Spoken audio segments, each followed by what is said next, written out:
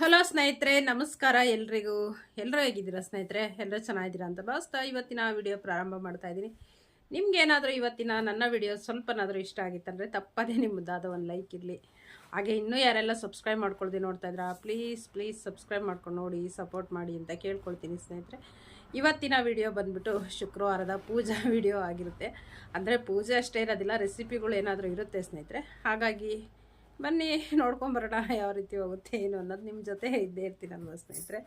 ಹಾಗಾಗಿ ಇಷ್ಟ ಆಗಿತ್ತಂದರೆ ನನ್ನ ವಿಡಿಯೋ ಒಂದು ಲೈಕ್ ಮಾಡಿ. ಹಾಗೆ ಇನ್ನೂ ಯಾರೆಲ್ಲ ಸಬ್ಸ್ಕ್ರೈಬ್ ಮಾಡಿದ್ರೆ ನೋಡ್ತಾ ಇದ್ದೀರಾ, ಪ್ಲೀಸ್ ಸಬ್ಸ್ಕ್ರೈಬ್ ಮಾಡ್ಕೊಂಡು ನೋಡಿ ಸ್ನೇಹಿತರೆ. ಅದೇನು ನಿಮಗೇನು ಅಮೌಂಟ್ ಎಲ್ಲ ಕಟ್ಟಾಗೋದಿಲ್ಲ, ಏನಿಲ್ಲ, ಫ್ರೀಯಾಗಿ ಬರುತ್ತೆ.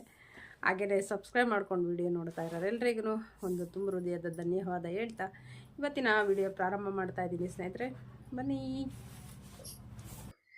ಮುಂಜಾನೆ ಸ್ನೇಹಿತರೆ ಮುಂಬಾಗಿಲಿಗೆ ಒಂದು ರಂಗೋಲಿ ಇದ್ರೇನೆ ಅದು ಮನೆಯ ಅಂಗಳದ ಅಂದ ಚಂದ, ಮನೆಯ ಅಂದ ಚಂದ ಅಂತಾನೆ ಹೇಳ್ಬೋದು ಸ್ನೇಹಿತರೆ. ರಂಗೋಲಿ ಇಲ್ದಿದ್ರೆ ನೋಡೋದಿಕ್ಕೆ ಆಗ್ತಾ ಇರಲ್ಲ, ಒಂಥರ ಅನ್ನಿಸ್ತಾ ಇರುತ್ತೆ ಸ್ನೇಹಿತರೆ. ಒಂದು ಪುಟಾಣಿ ರಂಗೋಲಿ ಇರ್ಲಿ ಸ್ನೇಹಿತರೆ, ಅದು ಎಷ್ಟು ಕಳೆ ಕಾಣಿಸ್ತಾ ಇರುತ್ತೆ ಅಂದ್ರೆ ತುಂಬಾನೇ ಚೆನ್ನಾಗಿ ಸುಂದರವಾಗಿ ಕಾಣಿಸ್ತಾ ಇರುತ್ತೆ ಸ್ನೇಹಿತರೆ. ನಂತರದಲ್ಲಿ ಇಲ್ಲಿ ಬಂದು ಟಿಫನಿಗೆ ರೆಡಿ ಮಾಡೋದಿಕ್ಕೆ ಅವಲಕ್ಕಿ ಮಾಡ್ತಾ ಇದ್ದೀನಿ ಸ್ನೇಹಿತರೆ. ಅವಲಕ್ಕಿ ಸಿಂಪಲ್ ಆಗಿ ಸ್ನೇಹಿತರೆ ಎಲ್ರು ಮಾಡುವಂಥದ್ದು. ಚಿತ್ರಾನ್ನ, ಅವಲಕ್ಕಿ, ಇದೆಲ್ಲ ಉಪ್ಪಿಟ್ಟು, ಇದೆಲ್ಲ ಸಿಂಪಲ್ ಆಗಿರುವಂತ ರೆಸಿಪಿಗಳು. ಆದ್ರೆ ಸಿಂಪಲ್ ಅಂತಂದ್ರೆ ಎಲ್ಲ ಹಚ್ಚಿಟ್ಕೊಳ್ದೇನೆ ಯಾವ್ದನ್ನು ಆಗೋದಿಲ್ಲ. ಹಾಗಾಗಿ ಈರುಳ್ಳಿ, ಹಸಿಮೆಣಸಿಕಾಯಿ, ಟೊಮೊಟೊ, ಕೊತ್ತಂಬರಿ ಸೊಪ್ಪು ಇದೆಲ್ಲ ಹೆಚ್ಚಿಟ್ಕೊಂಡು ನಂತರ ಒಗ್ಗರಣೆ ಹಾಕೋದು, ಬೇಗ ಹಾಕ್ಬೋದು ಅಷ್ಟೇನೆ. ಅದ್ರ ಹಿಂದೆ ಇರುವಂತ ಪರಿಶ್ರಮ ಏನು ಕಾಣಿಸೋದಿಲ್ಲ ಅಷ್ಟೇ. ಇದೇ ಸಿಂಪಲ್ ಅನ್ನೋ ರೀತಿಯಾಗಿರುತ್ತೆ. ಆದ್ರೆ ಅದನ್ನ ಮಾಡೋ ಟೈಮಿಗೆ ಗೊತ್ತಾಗುವಂಥದ್ದು ಸ್ನೇಹಿತರೆ. ಕಣ್ಣಲ್ಲೆಲ್ಲ ನೀರು ಬರ್ತಾ ಇರುತ್ತಲ್ವಾ ಈರುಳ್ಳಿ ಎಲ್ಲ ಹಚ್ಚೋ ಟೈಮಿಗೆ. ಹಾಗಾಗಿ ನೋಡಿ ಎಷ್ಟು ಕಷ್ಟ ಅಲ್ಲ ಸ್ನೇಹಿತರೆ, ಕಣ್ಣಲ್ಲಿ ನೀರು ಬರ್ತಾ ಇರುತ್ತೆ. ಆದ್ರೂ ತಿನ್ನೋ ಟೈಮಿಗೆ ಎಷ್ಟು ಖುಷಿ ಅನ್ನಿಸ್ತಾ ಇರುತ್ತೆ. ಈಗೇನೆ ಸ್ನೇಹಿತರೆ, ಕಷ್ಟಪಟ್ಟಾಗ್ಲೇ ಸುಖ ಅನ್ನುವಂಥದ್ದು, ಅದಕ್ಕೇನೆ ಹೇಳುವಂಥದ್ದು ಸ್ನೇಹಿತರೆ. ಅವಲಕ್ಕಿ ಏನ್ ಮಾಡೋದು ಅಂತಂದ್ರೆ ಸ್ನೇಹಿತರೆ, ಒಂದು ನಾನು ಡೀಟೇಲ್ ಆಗಿ ತೋರಿಸಿಲ್ಲ, ಯಾಕಂದ್ರೆ ಎಲ್ರು ಮಾಡುವಂತದೇ ರೆಸಿಪಿ ಸ್ನೇಹಿತರೆ. ಹಾಗಾಗಿ ನಾವು ಯಾವ ರೀತಿ ಮಾಡ್ತೀವಿ ಅನ್ನೋವಂಥದ್ದು ಸ್ನೇಹಿತರೆ. ಮೊದ್ಲಿಗೆ ಒಂದ್ ಕಡಾಯಿ ಇಟ್ಕೊಂಡು ಅದಕ್ಕೆ ಸ್ವಲ್ಪ ಎಣ್ಣೆ, ಸ್ವಲ್ಪ ಅವಲಕ್ಕಿಗೆಲ್ಲ ಒಬ್ಬೊಬ್ರು ಹೆಚ್ಚಿಗೆನೆ ಎಣ್ಣೆ ಹಾಕ್ತಾರೆ. ನಾನು ಸ್ವಲ್ಪ ಎಣ್ಣೆ ಕಡಿಮೆ ಉಪಯೋಗಿಸೋದ್ರಿಂದ 1-2 ಸ್ಪೂನ್ ಅಷ್ಟು ಎಣ್ಣೆ ಹಾಕೊಂಡು ಅದಕ್ಕೆ ಸ್ವಲ್ಪ ಸಾಸಿವೆ, ಜೀರಿಗೆ, ಕರಿಬೇವು, ಹಾಗೆ ಕಡಲೆಬೇಳೆ, ಉದ್ದಿನಬೇಳೆ ಇಷ್ಟೆಲ್ಲವನ್ನು ಸೇರಿಸ್ಕೊಂಡು ಚೆನ್ನಾಗಿ ಫ್ರೈ ಮಾಡ್ಕೊಂಡು ನಂತರ ಈರುಳ್ಳಿ, ಹಸಿಮೆಣಸಿಕಾಯಿ ಅದನ್ನೆಲ್ಲ ಹಾಕೊಂಡು ಅದನ್ನು ಚೆನ್ನಾಗಿ ಫ್ರೈ ಮಾಡ್ಕೊಳ್ಬೇಕು. ನಂತರದಲ್ಲಿ ಟೊಮೊಟೊ ಸ್ನೇಹಿತರೆ, ಟೊಮೊಟೊನ ಚೆನ್ನಾಗಿ ಬಾಡಿಸ್ಕೊಂಡು ಅದಕ್ಕೆ ಸ್ವಲ್ಪ ಅರಿಶಿಣ ಪುಡಿ, ಉಪ್ಪನ್ನ ಸೇರಿಸಿ ಅದನ್ನು ಅಷ್ಟೇ ಚೆನ್ನಾಗಿ ಫ್ರೈ ಮಾಡ್ಕೊಂಡು ನಂತರ ತೆಂಗಿನಕಾಯಿ ತುರಿ, ಹಾಗೇನೆ ಸ್ವಲ್ಪ ನಿಂಬೆ ಹುಳಿ, ಕೊತ್ತಂಬರಿ ಸೊಪ್ಪು ಇಷ್ಟೆಲ್ಲ ಸೇರಿಸ್ಬಿಟ್ಟು ಫ್ರೈ ಮಾಡ್ಕೊಳ್ಬೇಕು. ಹಾಗೇನೆ ಸ್ವಲ್ಪ ಗೊಜ್ಜನ್ನ ಎತ್ತಿಟ್ಕೊಳ್ಬೇಕು ಸ್ನೇಹಿತರೆ. ಮಾಮೂಲಿ ಯಾವಾಗ್ಲೂ ಮಾಡ್ತೀನಲ್ವಾ ಅದೇ ರೀತಿಯಾಗಿ. ನಿಮಗೆ ಗೊಜ್ಜೆಲ್ಲ ನಮಗ್ ಬೇಡ, ತೆಗ್ದಿಟ್ಕೊಳ್ಳಲ್ಲ ಅಂದ್ರೆ ಅವಲಕ್ಕಿ ನೆನ್ಸಿರುವಂತದ್ದು 2-3 ಸಲ ಅವಲಕ್ಕಿ ಚೆನ್ನಾಗಿ ತೊಳ್ಕೊಂಡು ನೆನ್ಸಿಟ್ಕೊಂಡಿರುವಂತ ಅವಲಕ್ಕಿ ಸೇರಿಸಿ ಚೆನ್ನಾಗಿ ಹೊಂದಿಸ್ಕೊಳ್ಬೇಕು ಸ್ನೇಹಿತರೆ. ಒಗ್ಗರಣೆಯಲ್ಲಿ ಅದು ಹೊಂದ್ಕೊಳ್ಳುತ್ತಲ್ವಾ, ಅವಾಗ ಚೆನ್ನಾಗಿ ಆ ಬಿಸಿಗೆನೆ ಹೂ ರೀತಿಯಾಗಿ ಅರಳ್ಕೊಳ್ಳುತ್ತೆ ಸ್ನೇಹಿತರೆ. ಅವಾಗ ತುಂಬಾ ಚೆನ್ನಾಗಿರುತ್ತೆ. ಅದ್ರಲ್ಲೂ ಅವಲಕ್ಕಿ, ಬಿಸಿ ಬಿಸಿ ಅವಲಕ್ಕಿ ತಿಂತಾ ಇರ್ಬೇಕು ಸ್ನೇಹಿತರೆ. ಎಷ್ಟು ಚೆನ್ನಾಗಿರುತ್ತೆ ಅಂದ್ರೆ ಇನ್ನೊಂದ್ ಸ್ವಲ್ಪ ತಿನ್ಬೇಕಂತ ಅನ್ನಿಸ್ತಾ ಇರುತ್ತೆ. ಹಾಗಾಗಿ ಬಿಸಿ ಬಿಸಿದ ನೀವು ಮಾಡ್ಕೊಂಡು ತಿನ್ನಿ ಸ್ನೇಹಿತರೆ. ಮಕ್ಳಿಗೂ ಮಾಡ್ಕೊಡಿ, ಎಲ್ರಿಗೂ ತುಂಬಾ ಇಷ್ಟ ಆಗುತ್ತೆ. ಅದ್ರಲ್ಲೂ ಬೆಳಗಿನ ಟಿಫನಿಗೆ ಬಂದ್ಬಿಟ್ಟು ಬಿಸಿ ಬಿಸಿಯಾಗಿ ತಿನ್ಬೇಕು ಅಂತ ಅಂದಾಗ ಅವಲಕ್ಕಿ ಒಳ್ಳೇದಂತಾನೆ ಹೇಳ್ಬೋದು. ಹಾಗೆ ಅವಲಕ್ಕಿ ಉಪಯೋಗಿಸೋದ್ರಿಂದನೂ ಆರೋಗ್ಯಕ್ಕೆ ತುಂಬಾನೇ ಒಳ್ಳೇದು ಸ್ನೇಹಿತರೆ. ಹಾಗಂತೇಳಿ ಪ್ರತಿದಿನ ಮಾಡೋದಿಕ್ಕೆ ಹೋಗ್ಬೇಡಿ, ಬೇರೆ ಬೇರೆ ತಿಂಡಿಗಳೆಲ್ಲ ಇರ್ಲಿ ಸ್ನೇಹಿತರೆ. ನಂತರ ಇಲ್ಲಿ ಬಂದು ಸ್ವಲ್ಪ ಚಟ್ನಿ ಪುಡಿ ಹಾಕಿನಿ, ಒಂದು ನಿಂಬೆಹಣ್ಣಿನ ಉಪ್ಪಿನಕಾಯಿ ಸ್ನೇಹಿತರೆ. ಮಗನಿಗೆ ಬೇಗ ರೆಡಿ ಮಾಡ್ಕೊಡ್ಬೇಕಲ್ವಾ, ಹಾಗಾಗಿ ನಂತರ ಇಲ್ಲಿ ಟಿಫನ್ ಎಲ್ಲ ಕೊಟ್ಟು ಹೂವು ಎಲ್ಲ ತಗೊಂಡ್ ಬರೋದಕ್ಕೆ ಹೋಗಿದೀನಿ. ಸ್ವಲ್ಪ ಹೂಗಳು ಕಡಿಮೆ ಬಿಟ್ಟಿತ್ತಂತಾನೆ ಹೇಳ್ಬೋದು. ಹೆಚ್ಚಿಗೆ ಹೂಗಳೆಲ್ಲ ಏನು ಇರ್ಲಿಲ್ಲ ಸ್ನೇಹಿತರೆ. ಇವಾಗ ಒಂದೊಂದ್ ದಿನ ತುಂಬಾ ಹೂಗಳಾಗುತ್ತೆ, ಒಂದೊಂದ್ ದಿನ ಸ್ವಲ್ಪ ಹೂಗಳಾಗುತ್ತೆ ಸ್ನೇಹಿತರೆ. ಈ ರೀತಿ ಆಗಿದೆ ಇವಾಗ. ಇದು ಅಲ್ವಾ ಚಳಿಗಾಲ ಅಲ್ವಾ, ಅದರಿಂದ ನಂತರ ಹೂ ತಗೊಂಡ್ ಬರೋದಕ್ಕೆ ಹೋಗಿದ್ದಾಗ ಈಗ ಎರಡನ್ನು ಏನಿದೆಯಲ್ಲ ಇದಕ್ಕೆಲ್ಲ ನೀರನ್ನ ತೆಗೆದು ಮತ್ತೆ ಹೊಸ ನೀರನ್ನ ಇಟ್ಟು ಬರುವಂತದ್ದು. ದಿನಕ್ಕೆ 1-2 ಸಲ ಆದ್ರೂ ನೀರನ್ನ ಚೇಂಜ್ ಮಾಡ್ತೀವಿ ಸ್ನೇಹಿತರೆ. ಏನು ಗೊತ್ತಾ, ಬೆಳಗ್ಗೆ ಇಟ್ಟಾಗ ಏನ್ ಮಾಡ್ತಾವು ಬಂದ್ಬಿಟ್ಟು ಎಲ್ಲ ಕುಡಿದ್ಬಿಟ್ಟು ಎಲ್ಲ ಮೈ ತೊಳ್ಕೊಂಡು ಹೋಗ್ತವೆ ಸ್ನೇಹಿತರೆ. ಸ್ನಾನ ಮಾಡಿ ಚೆನ್ನಾಗಿ ಅದ್ರೊಳಗಡೆ ಎಲ್ಲ ಮುಳುಗಿಸ್ಬಿಟ್ಟು ಮತ್ತೆ ಅದನ್ನೇ ಕುಡಿತಾ ಇರುತ್ತೆ. ಇದೇನಪ್ಪ ಹಿಂಗ್ ಮಾಡ್ತವೆ ಈ ಪಕ್ಷಿಗಳು ಅನ್ನೋ ರೀತಿಯಾಗಿ ಆಗುತ್ತೆ ಸ್ನೇಹಿತರೆ. ವಿಡಿಯೋ ಮಾಡ್ಕೊಳ್ಳೋಣ ಅಂದ್ರೆ ಖಂಡಿತವಾಗ್ಲೂ ಅದಕ್ಕೆ ನಾನು ಏನ್ ಹಿಡ್ದಿದ ತಕ್ಷಣ ವಿಡಿಯೋ ಮಾಡೋಣ ಅಂತ ಉಪುರ್ರನಂಗ್ ಓಡೋಗ್ತಾ ಇರುತ್ತೆ ಸ್ನೇಹಿತರೆ. ನೋಡಿ ಇದನ್ನ ಒಂದ್ಸಲ ಮಣ್ಣಿಂದ ಆಲ್ರೆಡಿ ಬೀಳ್ಸ್ಬಿಟ್ಟಿದ್ದು. ಹಾಗಾಗಿ ಈ ಗಿಡದೊಳಗೆ ಪಾಟ್ ಒಳಗಡೆನೆ ಇಡ್ತೀವಿ. ಏನಕ್ಕೆ ಅಂದ್ರೆ ಈ ಇದ್ರ ಮೇಲೆ ನೆರಳಿರುತ್ತಲ್ವಾ, ಇಲ್ಲೂ ಎಲ್ಲ ಸ್ನಾನ ಮಾಡಿ ಮತ್ತೆ ಈ ಗಿಡದ ಮೇಲೆಲ್ಲ ಕುತ್ಕೊಂಡು ಇದು ಮಾಡ್ತವೆ. ಅದ್ರಲ್ಲೂ ಒಂದೆರಡು ಮೂರ್ ತರದ ಪಕ್ಷಿಗಳು ಬರುತ್ತೆ, ನಾಲ್ಕ್ ತರದ್ದು. ದೊಡ್ಡದೆಲ್ಲ ಬರುತ್ತಲ್ವಾ, ಈ ಚಿಕ್ಕ ಚಿಕ್ಕದೆಲ್ಲ ಪುಟಾಣಿದ್ ಇವಾಗ ತುಂಬಾ ಆಗ್ಬಿಟ್ಟಿದೆ ಸ್ನೇಹಿತರೆ. ಅದೇನಾದ್ರೂ ಪಾಪ ನೀರ್ ಕುಡಿಯಕ್ ಹೋದ್ರೆ ಈ ದೊಡ್ಡವೆಲ್ಲ ಇರ್ತಾವಲ್ವಾ ಸೇರ್ಕೊಂಡು ಅವಕ್ಕೆಲ್ಲ ಕಚ್ಚುತ್ತಾ ಇರ್ತವೆ. ನಂತರದಲ್ಲಿ ಅವೇನ್ ಮಾಡ್ತಾವ, ದೊಡ್ಡವೆಲ್ಲ ಸ್ನಾನ ಮಾಡ್ಕೊಂಡು ನೀರ್ ಕುಡ್ದು ಹೋಗೋವರ್ಗು ಸುಮ್ನೆ ಕುತ್ಕೊಂಡಿದ್ ಒಂದ್ ಕಡೆ. ನಂತರ ಹೋಗ್ತಾ ಇರುತ್ತೆ, ಅವು ತಾನ್ ಬಂದು ಕುಡ್ದು ಅವು ಸ್ನಾನ ಮಾಡ್ಕೊಂಡು ಹೋಗ್ತವೆ. ಅದನ್ನ ನೋಡೋದಕ್ಕೆ ಒಂಥರ ನಿಜವಾಗ್ಲೂ ತುಂಬಾ ಖುಷಿ ಅನ್ನಿಸ್ತಾ ಇರುತ್ತೆ ಸ್ನೇಹಿತರೆ. ಆದ್ರೆ ನಾನು ವಿಡಿಯೋ ಮಾಡ್ಕೊಳ್ಳೋದಿಕ್ ಆಗೋದಿಲ್ಲ. ಅವು ವಿಡಿಯೋ ಮಾಡಕ್ ಪ್ರಾರಂಭ ಮಾಡಿದ್ರೆ ಓಡ್ತಾ ಇರುತ್ತೆ ಅದಕ್ಕೆ. ನಂತರ ಇಲ್ಲಿ ಬಂದು ದೇವ್ರ ಪೂಜೆಗೆಲ್ಲ ರೆಡಿ ಮಾಡ್ಕೊಂಡಿದೀನಿ ಸ್ನೇಹಿತರೆ. ನನಗೆ ಬೆಳಗ್ಗೆ ಟೈಮು ಪೂಜೆ ಮಾಡೋದಿಕ್ ಆಗ್ಲಿಲ್ಲ, ಹಾಗಾಗಿ ಸಂಜೆನೆ ಪೂಜೆ ಮಾಡ್ತಾ ಇದೀನಿ. ಏನಕ್ಕೆ ಅಂದ್ರೆ ಹೆಣ್ಮಕ್ಳದು ಏನ್ ಮಂತ್ಲಿ ಸ್ನೇಹಿತರೆ, ಮಂತ್ಲಿ ಪ್ರಾಬ್ಲಮ್ ಎಲ್ಲ ಇದ್ದಾಗ ಎಲ್ಲ ದೇವ್ರ ಮನೆ ಎಲ್ಲ ನೀಟಾಗಿ ಸ್ವಚ್ಛ ಮಾಡ್ಕೊಳ್ಳೋದಲ್ಲೇ ಖಂಡಿತವಾಗ್ಲೂ ಪೂಜೆ ಮಾಡೋದಿಕ್ ಆಗಲ್ಲ.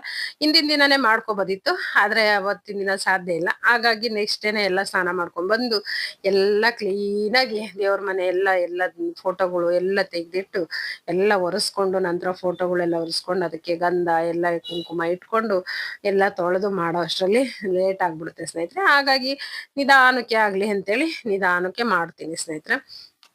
ಇವತ್ತು ಬಂದ್ಬಿಟ್ಟು ಬಾಳೆಹಣ್ಣು ತಂದಿರ್ಲಿಲ್ಲ ಸ್ನೇಹಿತರೆ, ಹಾಗಾಗಿ ತೆಂಗಿನಕಾಯಿ ಹಾಗೇನೆ ಸ್ವಲ್ಪ ಅನ್ನ ಮಾಡಿದ್ದೆ. ಅನ್ನಕ್ಕೇನೆ ಸ್ವಲ್ಪ ಬೆಲ್ಲ ಹಾಕ್ಬಿಟ್ಟು ನೈವೇದ್ಯಕ್ಕೆ ಇಟ್ಟಿದೀನಿ. ಹೊರಗಡೆ ಬಂದಾಗ ತುಳಸಿ ಮಾತೆ ಈ ರೀತಿಯಾಗಿ ಕಾಣ್ತಾ ಇದ್ರು ಮುದ್ದಾಗಿ. ಹಾಗೇನೆ ಹೊಸ್ತಿಲ್ ಹತ್ರ 2 ದೀಪಗಳನ್ನ ಇಟ್ಟಾಗ ಮನೆಗೆ ನಿಜವಾಗ್ಲೂ ಎಷ್ಟು ಸುಂದರವಾಗಿ ಕಾಣಿಸ್ತಾ ಇರುತ್ತೆ. ಆ ಕಳೆ ಎಷ್ಟು ಚೆನ್ನಾಗಿರುತ್ತೆ ಅಂದ್ರೆ ಸ್ನೇಹಿತರೆ, ಅದನ್ನ ರಿಯಲ್ ಆಗಿ ನೋಡ್ ಅನುಭವಿಸ್ಬೇಕು ಸ್ನೇಹಿತರೆ. ನಂತರ ಇಲ್ಲಿ ಬಂದು ರಸಂ ಮಾಡೋದಕ್ಕೆ ಸ್ನೇಹಿತರೆ, ರಸಂ ರೆಸಿಪಿಗೆ ಇಲ್ಲಿ ಇದನ್ನ ಹಾಕೊಂಡಿದೀನಿ. 1 1.5 ಸ್ಪೂನ್ ಅಷ್ಟು ಜೀರಿಗೆ, ಹಾಗೇನೆ ಅರ್ಧ ಸ್ಪೂನ್ ಅಷ್ಟು ಸ್ನೇಹಿತರೆ, ಅದಕ್ಕಿಂತ ಕಡಿಮೆನೆ ಕಾಳು ಮೆಣಸು, ನಂತರ ಒಂದು ಗೆಡ್ಡೆ ಅಷ್ಟು ಬೆಳ್ಳುಳ್ಳಿ ಸಿಪ್ಪೆ ಸುಲ್ದು ಇಷ್ಟನ್ನು ಒಂದು ಪುಟಾಣಿ ಮಿಕ್ಸಿ ಜಾರಿಗೆ ಹಾಕೊಂಡು ರುಬ್ಕೊಂಡಿದೀನಿ ತರಿಯಾಗಿ ಸ್ನೇಹಿತರೆ. ನಂತರ ಇಲ್ಲಿ ಬಂದು ಒಂದು ಪಾತ್ರೆಯನ್ನ ಇಟ್ಕೊಂಡು ಅದಕ್ಕೆ ಸ್ವಲ್ಪ ಎಣ್ಣೆಯನ್ನ ಸೇರಿಸ್ಕೊಂಡು, ನೀವು ಎಣ್ಣೆ ಬದಲಿಗೆ ತುಪ್ಪ ಸೇರಿಸ್ಕೊಳ್ತೀವಿ ಅಂದ್ರೆ ತುಪ್ಪ ತಿನ್ನೋರಾದ್ರೆ ಖಂಡಿತವಾಗ್ಲೂ ಸೇರಿಸ್ಕೊಳ್ಳಿ, ಒಳ್ಳೇದು ಸ್ನೇಹಿತರೆ. ಅದಕ್ಕೂ ಸ್ವಲ್ಪ ಸಾಸಿವೆ ಬಿಸಿಯಾಗಿದ್ದ ನಂತರದಲ್ಲಿ ಸಾಸಿವೆ ಜೀರಿಗೆ ಹಾಕೊಂಡಿದೀನಿ. ನಂತರ ಇಲ್ಲಿ ಕರಿಬೇವು, ಜಜ್ಜಿರುವಂತ ಬೆಳ್ಳುಳ್ಳಿ, 1 ಒಣ ಮೆಣಸಿನ್ಕಾಯಿ ಇಷ್ಟನ್ನ ಸೇರಿಸಿ ಚೆನ್ನಾಗಿ ಫ್ರೈ ಮಾಡ್ಕೊಂಡಿದೀನಿ. ನಂತರದಲ್ಲಿ 1 ಟೊಮೊಟೊ ಸ್ನೇಹಿತರೆ. ಟೊಮೊಟೊ ಬೇಯಿಸ್ಕೊಳ್ಬೇಕಾಗಿತ್ತು ಬೇಳೆ ಜೊತೆನೆ, ಆದ್ರೆ ನಾನು ಬೇಯಿಸ್ಕೊಂಡಿರ್ಲಿಲ್ಲ ಸ್ನೇಹಿತರೆ. ಬೆಳಗ್ಗೆ ಇದನ್ ಮಾಡಿದಂಥದ್ದು ಬೇಳೆ ಎಲ್ಲ ಇತ್ತಲ್ವಾ, ಈ ಬೇಳೆ ಹೆಚ್ಚಿಗೆ ಬೇಯಿಸ್ಕೊಂಡಾಗ ಏನ್ ಮಾಡಿರ್ತೀನಿ, ತೆಗ್ದಿಟ್ಕೊಂಡಿರ್ತೀನಿ ಸ್ನೇಹಿತರೆ ನಾನು. ಹಾಗಾಗಿ ಇಲ್ಲಿ ಬಂದ್ಬಿಟ್ಟು ನೋಡಿ, ಈಗ ರುಬ್ಕೊಂಡಿರುವಂತ ಮಿಶ್ರಣವನ್ನು ಸೇರಿಸಿ ಚೆನ್ನಾಗಿ ಫ್ರೈ ಮಾಡ್ಕೊಳ್ತಾ ಇದೀನಿ. ನೀವು ಹಿಂಗು ಎಲ್ಲ ಉಪಯೋಗಿಸೋದಿದ್ರೆ ಹಿಂಗೆಲ್ಲ ಇದ್ರೆ ಹಾಕೊಳ್ಳಿ ಸ್ನೇಹಿತರೆ, ತುಂಬಾನೇ ಒಳ್ಳೇದು. ಅದ್ರಲ್ಲೂ ಈ ಚಳಿಗಾಲದಲ್ಲಿ ನಿಜವಾಗ್ಲೂ ವಾರದಲ್ಲಿ 1-2-3 ಸಲನಾದ್ರೂ ಟ್ರೈ ಮಾಡಿ ಸ್ನೇಹಿತರೆ. ರಸಮ್ ತುಂಬಾನೇ ಒಳ್ಳೇದು, ಹೆಲ್ದಿಯಾದ ರೆಸಿಪಿ ಅಂತಾನೆ ಹೇಳ್ಬೋದು. ಹಾಗೇನೆ ಲೋಟಕ್ಕೆಲ್ಲ ಹಾಕೊಂಡು ಕುಡಿತಾ ಇರ್ಬೋದು, ತುಂಬಾ ಚೆನ್ನಾಗಿರುತ್ತೆ. ನಂತರ ಇಲ್ಲಿ ಸ್ವಲ್ಪ ಅರಿಶಿಣ ಪುಡಿ ಹಾಗೇನೆ ಖಾರದ ಪುಡಿ ಹಾಕೊಳ್ತಾ ಇದೀನಿ. ನಿಮಗ್ ನೋಡ್ಕೊಂಡು ಹಾಕೊಳ್ಳಿ ಸ್ನೇಹಿತರೆ. ಇದು ಏನಂದ್ರೆ ಮೆಣಸೆಲ್ಲ ಹೆಚ್ಚಿಗೆ ಹಾಕೊಂಡ್ವಿ ಅಂತಂದ್ರೆ ಸ್ವಲ್ಪ ಖಾರದ ಪುಡಿ ಸ್ವಲ್ಪ ಹಾಕೊಳ್ಬೇಕಾಗುತ್ತೆ ಅಷ್ಟೇನೆ, ಇಲ್ಲ ಅಂತಂದ್ರೆ ಹಾಕೊಳ್ದೇ ಇದ್ರು ನಡೆಯುತ್ತೆ. ನಾನು ಸ್ವಲ್ಪ ಕಡಿಮೆ ಹಾಕಿದೀನಲ್ಲ, ಅದಕ್ಕೋಸ್ಕರ ಸ್ವಲ್ಪ ಖಾರದ ಪುಡಿ ಸೇರಿಸ್ಕೊಂಡಿದೀನಿ. ನಂತರ ಕೊತ್ತಂಬರಿ ಸೊಪ್ಪು ಚಿಕ್ಕದಾಗಿ ಕಟ್ ಮಾಡಿ ಇಟ್ಕೊಂಡಿರುವಂತ ಕೊತ್ತಂಬರಿ ಸೊಪ್ಪನ್ನ ಸೇರಿಸ್ಕೊಂಡು ಇದೆಲ್ಲವನ್ನು ಚೆನ್ನಾಗಿ ಫ್ರೈ ಮಾಡ್ಕೊಳ್ಬೇಕು ಸ್ನೇಹಿತರೆ. ಏನ್ ಎಣ್ಣೆ ಇರುತ್ತಲ್ವಾ, ಅದು ಒಗ್ಗರಣೆಯಲ್ಲಿ ಚೆನ್ನಾಗಿ ಫ್ರೈ ಆಗಿರುತ್ತೆ. ನಂತರ ಬೇಯಿಸಿಟ್ಕೊಂಡಿರುವಂತ ಬೇಳೆ ಇತ್ತಲ್ಲ, ಇದನ್ನ ಸೇರಿಸ್ಬಿಟ್ಟು ಇವಾಗ ಅದ್ರ ಜೊತೆಗೆ ಹೊಂದಿಸ್ಕೊಳ್ತಾ ಇದೀನಿ, ಫ್ರೈ ಮಾಡ್ಕೊಳ್ತಾ ಇದೀನಿ ಸ್ನೇಹಿತರೆ. ಇಲ್ಲಿ ಬಂದ್ಬಿಟ್ಟು ನೀವು ನೀರನ್ನ ಹೆಚ್ಚಿಗೆ ಕಟ್ಟಿರುತ್ತಲ್ವ ಬೇಳೆ ಕಟ್ಟು, ಅದ್ರಲ್ಲೇ ನೀರ್ ಹೆಚ್ಚಿಗೆ ಇಟ್ಕೊಂಡು ಬೇಯಿಸ್ಕೊಂಡಿದ್ವಿ ಅಂದ್ರೆ ಹಾಕೊಳ್ಬೋದು ಸ್ನೇಹಿತರೆ. ಇದರಲ್ಲಿ ನೀರಿನ ಅಂಶ ಸ್ವಲ್ಪ ಕಡಿಮೆ ಇದ್ದಿದ್ರಿಂದ ನಾನು ಅದೇ ಏನು ಇತ್ತಲ್ವ ಬೇಳೆ ಬೇಯಿಸ್ಕೊಂಡಿದ್ದೆ ಅಂತದ್ದು ಪಾತ್ರೆಗೆ ಸ್ವಲ್ಪ ನೀರನ್ನ ಹಾಕ್ಬಿಟ್ಟು ಸೇರಿಸಿ ಹಾಕೊಂಡಿದೀನಿ ಸ್ನೇಹಿತರೆ. ಬೇಳೆ ಬೇಯಿಸ್ಕೊಳ್ಳೋ ಜೊತೆಗೇನೆ ಟೊಮೊಟೊನು ಬೇಯಿಸ್ಕೊಂಡ್ಬಿಟ್ಟು ನಾವು ರುಬ್ಕೊಂಡ್ರೆ ತುಂಬಾನೇ ಚೆನ್ನಾಗಿರುತ್ತೆ. ಅರ್ಜೆಂಟಿಗೆ ಆ ರೀತಿ ಆಗ್ಲಿಲ್ಲ ಅಂದ್ರೆ ಈ ರೀತಿಯಾಗೂ ಮಾಡ್ಕೊಳ್ಬೋದು. ಬೇಳೆ ಸೇರಿಸ್ತಾನೆ ಹಾಗೇನು ಮಾಡ್ಕೊಳ್ಬೋದು ಸ್ನೇಹಿತರೆ, ತುಂಬಾ ಚೆನ್ನಾಗಿರುತ್ತೆ. ಈಗ ನೋಡ್ಕೊಳ್ಳಿ ನಮ್ಗೆ ಯಾವ ಅದಕ್ಕೆ ಬೇಕು, ಎಷ್ಟಕ್ಕೆ ನೀರೆಲ್ಲ ಹೆಚ್ಚಿಗೆ ಬೇಕಾ ಇಲ್ಲ ಸ್ವಲ್ಪ ಕಡಿಮೆ ಬೇಕಾ ನೋಡ್ಕೊಂಡ್ಬಿಟ್ಟು ನೀವು ನೀರನ್ನ ಸೇರಿಸ್ಕೊಳ್ಳಿ. ನಂತರ ಇದಕ್ಕೆ ರುಚಿಗೆ ತಕ್ಕಷ್ಟು ಉಪ್ಪು ಸ್ನೇಹಿತರೆ, ಹಾಗೇನೆ ಬಂದ್ಬಿಟ್ಟು ಸ್ವಲ್ಪ ಬೆಲ್ಲ. ನೀವು ಬೆಲ್ಲ ಎಲ್ಲ ಕುದಿಯೋ ಟೈಮಿಗೆ ಏನು ಹಾಕೊಳ್ಬೋದು, ನಾನು ಮುಂಚೆನೆ ಹಾಕೊಂಡಿದೀನಿ ಅಷ್ಟೇನೆ. ಸೇರಿಸ್ಕೊಂಡ್ಬಿಟ್ಟು ಚೆನ್ನಾಗಿ ಕುದಿಸ್ಕೊಳ್ಬೇಕು ಸ್ನೇಹಿತರೆ. ಇದಕ್ಕೆಲ್ಲ ಈ ಬಿಸಿ ಬಿಸಿಯಾಗಿ ಒಂದ್ ಲೋಟ ಅಂದ್ರೆ ಸ್ವಲ್ಪ ನಾವು ಟೀ ಎಲ್ಲ ಕುಡಿತೀವಲ್ವಾ, ಆ ರೀತಿಯಾಗಿ ಲೋಟದಲ್ಲಿ ಹಾಕೊಂಡು ಕುಡಿತಾ ಇರ್ಬೇಕು ಸ್ನೇಹಿತರೆ, ತುಂಬಾನೇ ಆರೋಗ್ಯಕ್ಕೆ ಒಳ್ಳೇದು.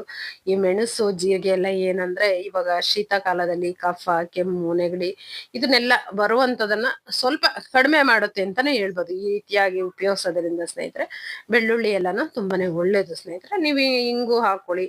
ಹಾಗೇನೆ ಸ್ವಲ್ಪ ಹುಣಸೆ ರಸ ಸ್ನೇಹಿತರೆ, ಹುಣಸೆ ಹಣ್ಣನ್ನ ನೆನೆ ಇಟ್ಬಿಟ್ಟು ಆ ನೀರನ್ನ ಸೇರಿಸ್ಕೊಳ್ಳೋದ್ರಿಂದ ಸ್ವಲ್ಪ ಅದು ಇನ್ನ ಒಂಥರ ಹುಳಿ ಹುಳಿ ಖಾರ ಉಪ್ಪು ತುಂಬಾನೇ ಚೆನ್ನಾಗಿರುತ್ತೆ ಸ್ನೇಹಿತರೆ. ಹಾಗಾಗಿ ನೀವು ಒಂದ್ಸಲ ಮಾಡಿ ಸ್ನೇಹಿತರೆ, ಮಾಡ್ಬಿಟ್ಟು ಹೇಳಿ ಹೇಗ್ ಬಂದಿತ್ತು ಅಂತ ಹೇಳಿ ತಿಳಿಸಿ. ಇನ್ನ ನಾನು ಇದನ್ನೆಲ್ಲ ಮುಂಚೆ ಎಲ್ಲ ಏನ್ ಇದನ್ನ ಮಾಡ್ತಾ ಇರ್ಲಿಲ್ಲ, ಇತ್ತೀಚೆಗೆ ತುಂಬಾನೇ ಮಾಡ್ತೀನಿ ಅಂತಾನೆ ಹೇಳ್ಬೋದು. ಮಕ್ಳಿಗೆಲ್ಲ ತುಂಬಾ ಇಷ್ಟ. ಒಂದೊಂದ್ಸಲ ಏನಂದ್ರೆ ಪ್ಲೈನ್ ಆಗಿ ಮಾಡ್ತೀನಿ, ಅಂದ್ರೆ ಬೇಳೆ ಹಾಕ್ಲಾರ್ದೆ ಹಾಗೇನೆ ಮಾಡುವಂಥದ್ದು. ಒಂದೊಂದ್ಸಲ ಏನ್ ಮಾಡ್ತೀನಿ ಅಂದ್ರೆ ಬೇಳೆ ಎಲ್ಲ ಬೇಯಿಸಿಟ್ಕೊಂಡು ಹಾಕೊಳ್ಳೋ ಅಂಥದ್ದು ಸ್ನೇಹಿತರೆ. ಹಾಗೇನೆ ಮತ್ತೊಂದ್ಸಲ ಏನು ಅಂದ್ರೆ ಹುಣಸೆ ರಸ ಹಿಂಡ್ಕೊಂತೀನಲ್ವಾ, ನಂತರದಲ್ಲಿ ಕೊತ್ತಂಬರಿ ಸೊಪ್ಪು ಇನ್ನೊಂದ್ಸಲ ಹಾಕೊಂಡಿದ್ದೀನಿ ಸ್ನೇಹಿತರೆ. ತುಂಬಾನೇ ಚೆನ್ನಾಗಿರುತ್ತೆ. ಬಿಸಿ ಬಿಸಿ ಅನ್ನಕ್ಕೆ ತುಪ್ಪ ಹಾಕೊಂಡು ಎಲ್ಲ ತಿನ್ನುವಂಥವ್ರು ಖಂಡಿತವಾಗ್ಲೂ ತಿನ್ನಿ. ನಾ ತುಪ್ಪ ಎಲ್ಲ ಉಪಯೋಗಿಸೋದಿಲ್ವಲ್ಲ, ಹಾಗಾಗಿ ನಾನು ಏನಂದ್ರೆ ಊಟಕ್ಕೆ ಬಡಿಸ್ಕೊಳ್ಳೋ ಟೈಮಿಗೆ ತೋರಿಸೋದಿಲ್ಲ. ಮಕ್ಳಿಗೆಲ್ಲ ಹಾಕೊಡೋ ಟೈಮಿಗೆ ಅವಾಗ ಏನಾದ್ರು ವಿಡಿಯೋ ಮಾಡ್ಕೊಳ್ಳೋದಿದ್ರೆ ಮಾಡ್ಕೊಳ್ತೀನಿ ಸ್ನೇಹಿತರೆ. ನೋಡಿ ಬಿಸಿ ಬಿಸಿಯಾಗಿರುವಂತ ಅನ್ನ ಹೊಗೆ ಬರ್ತಾ ಇದೆ, ಅದ್ರ ಜೊತೆಗೆ ಸಾಂಬಾರು ರಸಮ್ಮು ಬಿಸಿಯಾಗಿದೆ ಸ್ನೇಹಿತರೆ. ಮಾಡ್ತಾ ಇದ್ದೀನಿ. ಇದ್ರ ಜೊತೆಗೆ ಸ್ವಲ್ಪ ಏನಾದ್ರು ಸೈಡ್ಸ್ಗೆ ಹಪ್ಳ ಸಂಡ್ಗೆ ಈ ರೀತಿಯಾಗಿ ಇದ್ರೆ ಚೆನ್ನಾಗಿರುತ್ತೆ. ಇವತ್ತಿನ ನನ್ನ ವಿಡಿಯೋ ಇಷ್ಟ ಇದ್ರೆ ಲೈಕ್ ಮಾಡಿ.